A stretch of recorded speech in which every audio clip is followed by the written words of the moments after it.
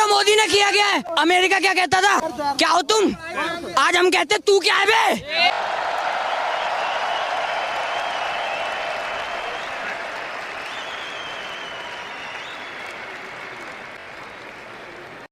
कुछ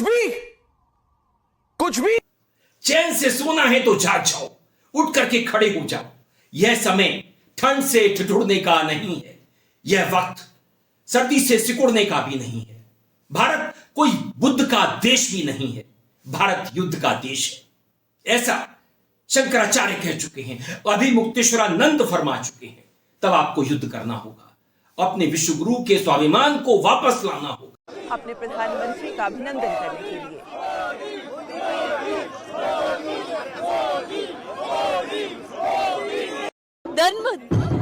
धन्य हो जाएंगे, इतना ही बोल। प्रधानमंत्री जी से मुलाकात हुई? हाँ मिली, दर्शन हुआ उनका दर्शन हुआ जी। नमस्कार किया। जब आप यूके दौरे पर आए प्रधानमंत्री ji, thank you so much for coming and giving opportunity. मेरा उनका दर्शन हुआ। बार बार ट्रंप तुम्हारे विश्वगुरु की बेइज्जती कर रहा है। तुम्हारे विश्वगुरु कोई ऐसे वैसे गुरु नहीं है।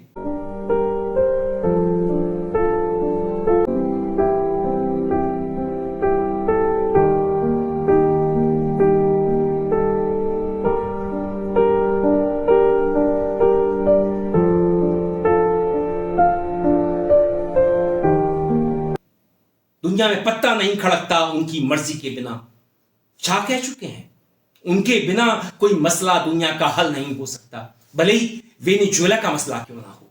ऐसे में अपने विश्वगुरु की इज्जत को वापस लौटाने के लिए तुम अपनी जान नहीं गंवा दोगे, तुम युद्ध नहीं करोगे, अपनी तलवारें, अपनी फरसे, अपनी लाठियां लेकर के युद्ध के मैदान में नहीं उतरोगे। उतरना पड़ेगा, तुम्हें यह करना ही होगा, क्योंकि यह हिंदुत्व का सवाल है, मोदी के भारत का सवाल है। तुम युद्ध कर सकते हो, तुम मर मिट सकते हो, हिंदुत्व की रक्षा के लिए तुम कुछ भी कर सकते हो, जो तुम्हें करनी है। And India also is pulling. Yes, sir. So he put a 25% tariff on India for buying Russian oil. I was at the Indian ambassador's house about a month ago, and all he wanted to talk about is how they're buying less Russian oil. Would you tell the president to relieve the tariff? This stuff works. So I'm hoping we'll bring the bill up, and it's from 0 to 500. He picks the number. Nobody else does. But if you're buying cheap Russian oil, keeping Putin's war machine going, we're trying to give the president the ability to make that a hard choice by tariffs. I really do believe that what he did with India is the chief reason India is now buying substantially less Russian oil. So इसे मुस्लिम नहीं करेंगे, इसे कांग्रेसी नहीं करेंगे, इसे विपक्ष नहीं करेगा, इसे भगवा ब्रिगेड करेगी, क्योंकि भगवा ब्रिगेड में ही ऐसी कुव्वत है। हर त्योहार पे हम देखते हैं ना किस तरह से ये लोग सड़कों पर निकल जाते हैं।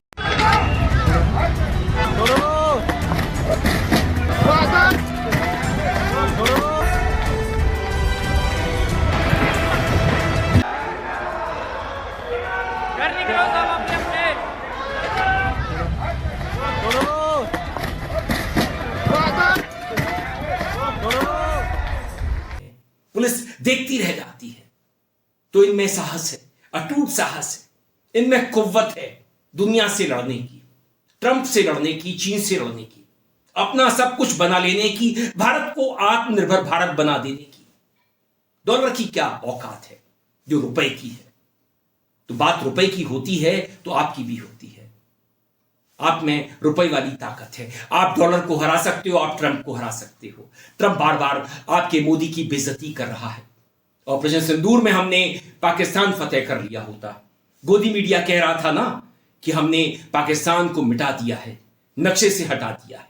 अरे पीओके और बलूचिस्तान की बात ही क्या, जब पूरा पाकिस्तान हम हथिया लेते, सीज फायर हो गया। ट्रंप ने करवा दिया, चीन ने करवा दिया। ऑपरेशन सिंदूर तो मगर जारी है ना, तो तुम्हें लड़ना है, आगे बढ़ना है। ट्रंप एयरफोर्स वन में क्या कहते हैं, पहले टैरिफ लगा देते हैं 50%, मोदी की बार बार बेइज्जती करते हैं कि मैंने सीज फायर करवाया, और अब कहते हैं कि मोदी जानते थे कि मैं खुश नहीं हूं, मुझे खुश करने के लिए उन्होंने रूस से तेल लेना बंद कर दिया। तेल तो मैंने अंबानी का भी बंद करा दिया। तो दोस्तों ये आपके अंबानी की बेइज्जती है, कल अडानी की ना हो जाए। And India also is below. Yes, sir. So he put a 25% tariff on India for buying Russian oil.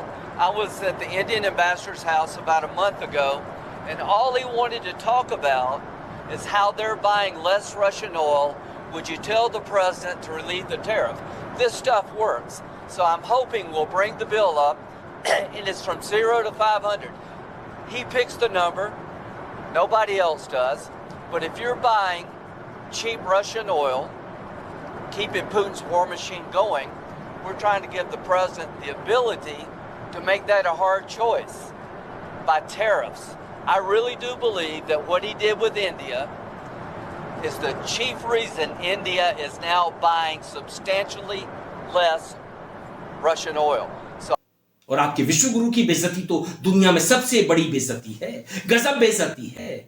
और अब ट्रंप फिर से कह चुके हैं, मोदी मुझे प्लीज प्लीज कह रहे हैं, मिलने के लिए प्लीज प्लीज बोल रहे हैं। कहते हैं कि I want to see you, मुझे अपाचे चाहिए। अपाचे का क्या होगा? The Apache helicopter. I mean, I had India coming to me, sir. I've been waiting 5 years. We're changing it. We're changing it.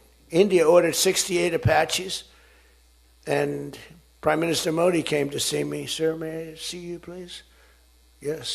I have a very good relationship with him. He's not that happy with me because, you know, they're paying a lot of tariffs now because they're not doing the oil, but they are. They've now reduced it very substantially, as you know, from Russia. We have the best weapons in the world, but it takes too long to get them, including allies. When allies want to buy them, they have to wait 4 years for a plane, 5 years for a helicopter. We're not letting that happen anymore. We're telling our defense contractors, you're going to start building faster. You know, guy makes... तो Modi Trump को please क्यों करेंगे? नहीं करेंगे। वो किसी को please नहीं करते, वो किसी से प्लीज नहीं कहते। वो तो 56 इंच सीने वाले हैं। संसद में जब सीना ठोक करके कह सकते हैं, देश देख रहा है, देश देख रहा है, एक अकेला कितनों को भारी पड़ रहा है, एक अकेला कितनों को भारी पड़ रहा है। ऐसे वैसों को जेल भिजवा सकते हैं, उनकी जमानत नहीं हो सकती, सुप्रीम कोर्ट से नहीं हो सकती। तो मोदी में तो बहुत ताकत है, वो राम रहीम को पैरोल दिला सकते हैं। बड़ी खबर बता दें, देखिए बलात्कार के दोषी गुरमीत राम रहीम को एक बार फिर से जेल से रिहाई मिल चुकी है। गुरमीत राम रहीम जेल से बाहर आ चुका है। 40 दिन की पैरोल पर राम रहीम को रिहा किया गया है। 40 दिन तक राम रहीम यूपी के बागपत डेरे पर रहेगा। हरियाणा सरकार ने पैरोल दी है। इसके साथ ही सवाल ये उठ रहा है कि हरियाणा सरकार राम रहीम पर आखिर इतनी मेहरबान क्यों है? क्या राम रहीम की रिहाई के पीछे आदमपुर में होने वाला उपचुनाव है? इससे पहले पंजाब में विधानसभा चुनाव से पहले भी राम रहीम को पैरोल मिली थी। अभी तक हरियाणा सरकार 3 बार राम रहीम को पैरोल दे चुकी है। प्यारी साथ संगत जियो, हम फिर से आपके दर्शनों के लिए यूपी आश्रम में पहुंच चुके हैं और आप सबको बहुत बहुत आशीर्वाद, मालिक सबको खुशियां दे, दया में रहमत से नवाजे। और आपने पहले की तरह जैसे आपको बोला था कि आप मानते रहना अपने अपने घरों में, जैसे भी आपको बताएंगे जिम्मेवार लोग, उसके अकॉर्डिंग करना है।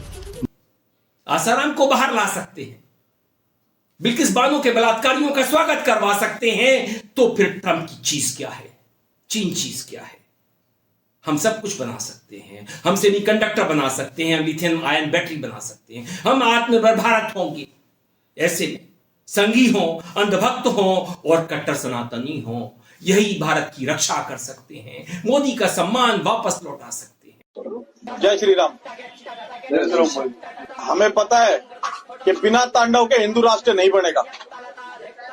और भाई इसके साथ साथ ना जय श्री राम के साथ महादेव का नाम हर हर महादेव भी कहना पड़ेगा और हाथ में फरसा भी उठाना पड़ेगा।